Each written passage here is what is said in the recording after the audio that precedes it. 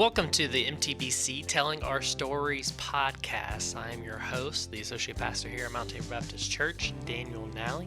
And this podcast is us here at MTBC at Mount Tabor sharing our stories. I hope you enjoy your time as you listen to the testimonies and the stories of people of our church.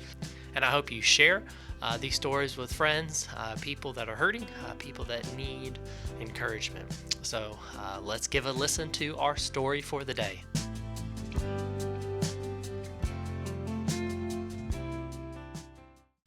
Welcome back to MTBC Telling Our Stories. Today, we're sitting down with Miss Katie Lockaby. She's sitting with me, going to share her story. This is actually a take two. We sat down earlier, last week actually, about this time. And when I went to go pull up the footage, it was, I don't even know what was wrong with it. That's technology. It's great when it works, but awful when it doesn't. So yeah. We're just going to redo it again. So I appreciate you being flexible and coming back and sitting down with me to share your story and share with the people what God has done in your life. Before we dive into when Jesus saved you, let's talk about you a little bit, Miss Katie. Things that you enjoy, maybe share some hobbies, family, things like that. Just a picture of who you are. Well, I enjoy working in the yard. Piddling's what I call it. I don't do much working now. And I just love being outside in the summertime. I love walking on the beach, but you can't do that no more. But I do, and I try to play games to sharpen my brain. Since I've got, like crossword puzzles and things like that? Yeah. Okay. But, yeah, I enjoy the summertime and being outside and just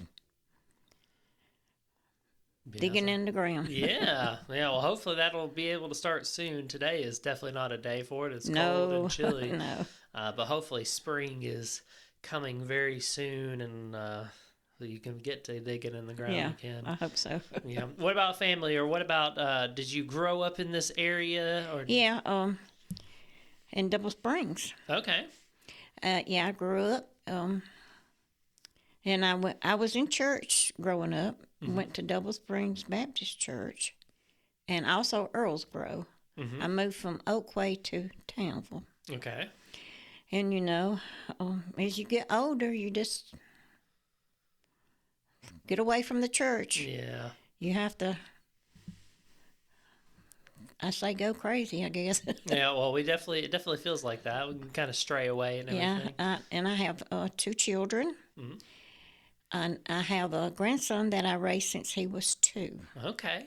And he is now 30, so. Okay. And I was married twice. Okay.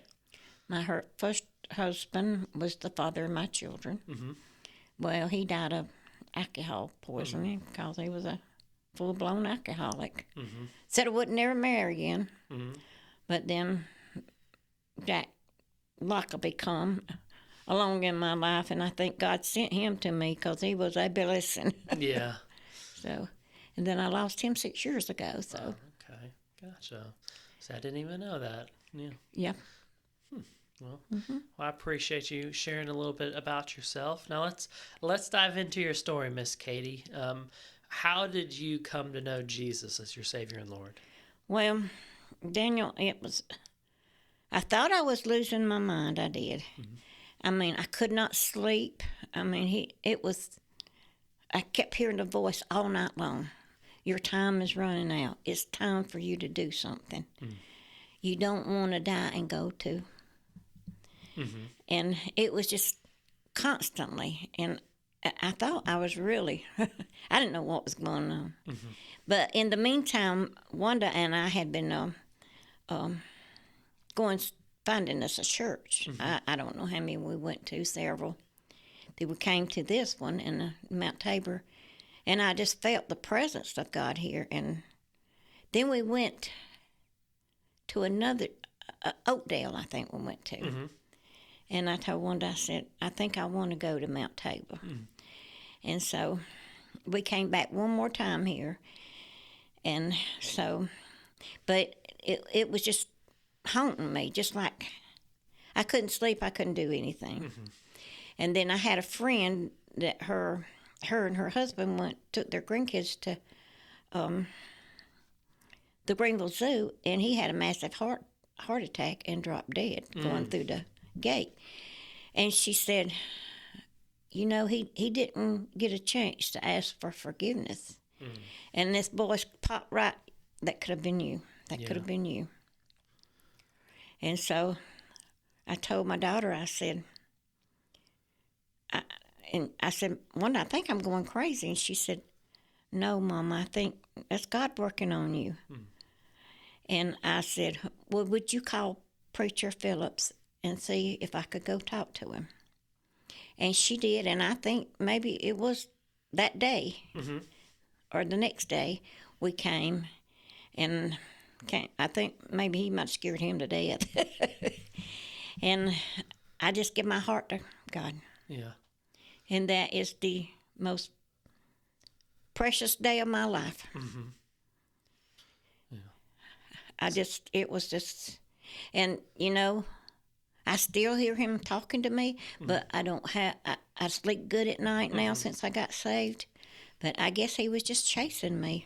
Well, I would say so. It sounds like it. So you've been hearing this voice. You've been struggling sleeping all these nights, and this kept on. Your time is running out. Your time is running short, and then sat down in Philip's office, and you just felt like it was time. Yes, it was, and I mean, it was months. It went on. I'm not just a couple of weeks. No, it was months. But I just kept pushing it away, pushing it away. Push it away, but also at the same time, like you said, you thought you were going crazy. And, and then I thought, well, maybe I'm fixing to die. Maybe you know, you have all these thoughts and. Oh yeah.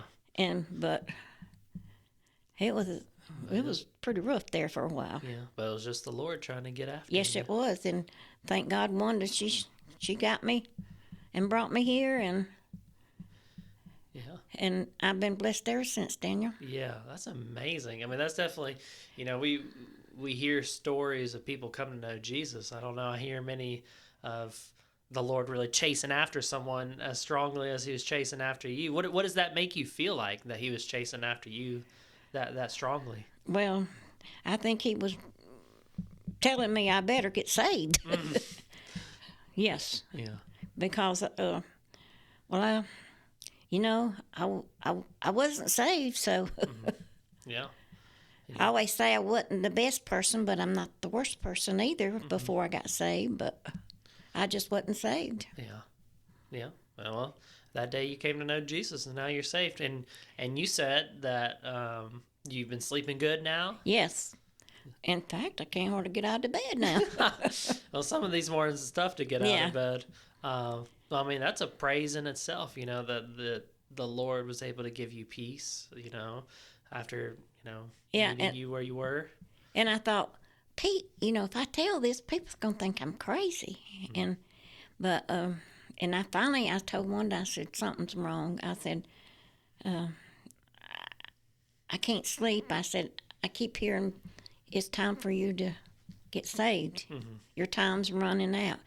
And I said, Wanda, am I losing my mind? She said, no, Mama. Yeah. She said, God's working on you. That's a big thing, that you had a daughter that was able to see and point you in the right direction of going to the Lord instead of, you know, writing you off and saying, oh yeah, you're going crazy. No, that's not what she did. She pointed you towards Jesus. She sure did. She called Philip, and boy, and it felt like a weight had lifted off me when I was in there and started praying with Preacher. It was amazing. Yeah, life changing. It sure is. Yeah, it's I'm a different person. Yeah, and I would say so. You know, something that I want to commend you on is that a lot of times. Not a lot of times. Sometimes people get saved and then they think they're good and they just roll on. But you got saved and you got plugged in. You know, you've been serving in you know, the Serve team with Charlene and them, WMU. Have there been other areas been helping? And then I go with Charlene to visit in the homes, and we have been to the hospital. Okay, yeah, there you go. See, you paying it. I don't know if paying it forward would be the right phrase, but you trying to do the Lord's work now. I wish I could do more. I do. If I could drive now, I could do more, but I can't. Yeah, well, that's okay. I think God asks us to do what we can. I think that's a big thing, that just to do what you can. So you got saved, sleeping well, things are doing great. Can you look back on your life up to that point and other times where God was showing up, maybe trying to get a hold of you? Well, I think, there was a time I lost my grandson. He was 3 years old. He got ran over. And I turned against God then. I was angry. I said, why would he take a baby away from you? Yeah. But and I was in a bad place there. But then I went and talked with a preacher. It wasn't my preacher, but he was there with when Justin had his open heart surgery and when he got killed. And so I went to talk to him, and he prayed for me, and he said, I can't tell you why this happened, but he prayed for me, and I could feel a burden lift off of me. And then, I got to thinking, God had his reason.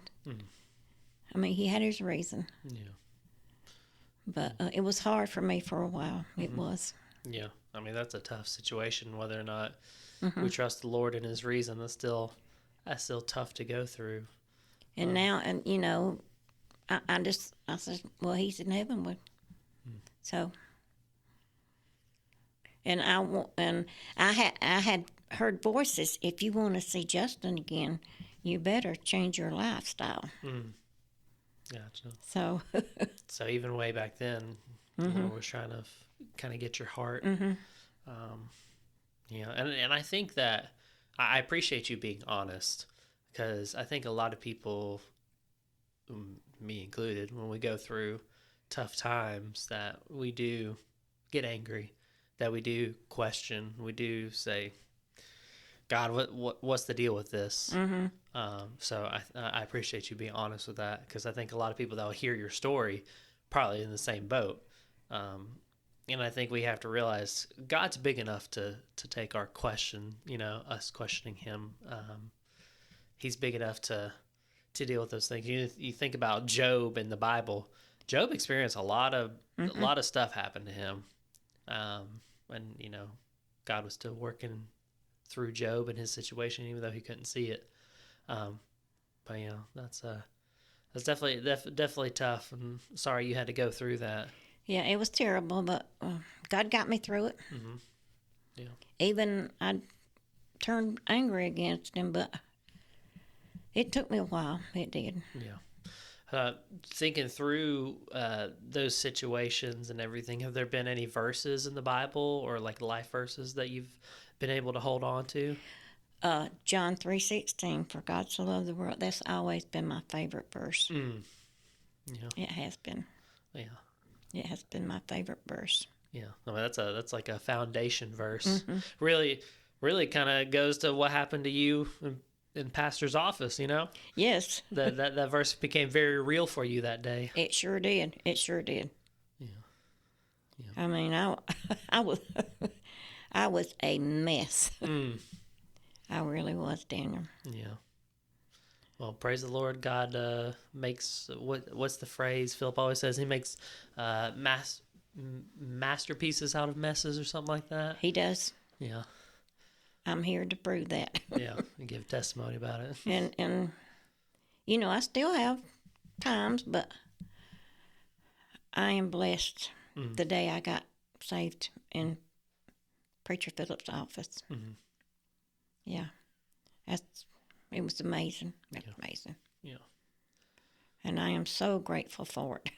I'm so glad I had one to lead me here, and and I'm glad I found a church, because I can feel the presence of God here, And the people are awesome. I just love every one of them here. Yeah. They're so kind and good to me. That's awesome. It's just amazing. Yeah. Well, I think the big factor in all that is what you said when y'all visited here. You felt the presence of God. You felt the Spirit of God. I think the Spirit and presence of God make the people of God kind and generous and loving. So I think that makes a big difference. And I say that to say to whoever's listening, find you a church. Yes. To get plugged into. Find you somewhere that you can be with people that are serving Jesus. Yeah. And I will say when I had my eye stroke, the lady, a friend of mine, her pastor came to my house several times, and I really appreciated it. And we did go there, Wanda and I did, several times, but it wasn't where I wanted to be. But I was real appreciative of him coming to my house and talking with me. Yeah. And that, But yeah. We searched till we found one. Yeah. Was that another challenging time of life when you had your eye stroke? Yes. You want to talk about that a little bit? Well, it just happened all of a sudden, and I had cut grass all day, and I came in, I had got my shower, and all of a sudden, my right eye it was nothing. It was just gray, and I told Wanda, I said, something's happened. I said, I think it's bad. I said, I can't see anything out of my right eye. She said, well, Mama, did you stick something in it in the yard or something? I said, no. And she carried me to the ER. Well, it was such a long wait. And I knew I had a doctor's appointment the next day. And we sat there for a long time. I said, just carry me home because I'm going to the doctor next morning. So we went to the doctor, and she immediately got me into a specialist that day. And so I still had to go to the hospital and do tests and stuff. But, yeah, it you ask, why me, God? But He got you through that, too. yes. Now, how's your eye now? Well, I still can't see anything out of my right eye. Gotcha. Okay. But thank God I got two. Yeah, got the other one. That's a good perspective of things. That there's still. Yeah, I've never heard of an eye stroke. Never had. I don't think I have either. I didn't until when they got me to the after I saw the specialist, and they sent me to St. Francis in Greenville, and they gave me this book about strokes, and that was the second thing on that book was the eye stroke, and I never heard. So more common than what we would think, probably. Well, that was very kind of that pastor to come and pray with you and everything. That's awesome. Yeah, it was. Cool. Yeah, and I really was appreciative for him to come, and but we tried. We went there several times, but it just wasn't. Yeah. Well, I think God leads us to where He wants us to. I think He does. Well, I know He does. Yeah, yes, I do. That's what He did. Right? Yeah, He led me here. Yeah, that's awesome. So, Miss Katie, what is one thing that you would like to share with whoever's listening to this? One thing you'd like to share with them about your relationship with Jesus now? Well, if God's working on you and talking to you, you better listen. Better listen and obey. Yeah. That's a good word right there. Yes, obey Him. Yeah, because those nights of not sleeping weren't very fun. No. Yeah. Yes. There you go. That's the word, the phrase, the sentence of the day. If God is speaking to you, if He's working on you, you better listen, better obey. Yes. Big thing. Well, Miss Katie, I appreciate you sitting down with me again, talking through your story. I am excited to see what God's going to do. I'm excited to see how God will use your story. So thank you. Thank you.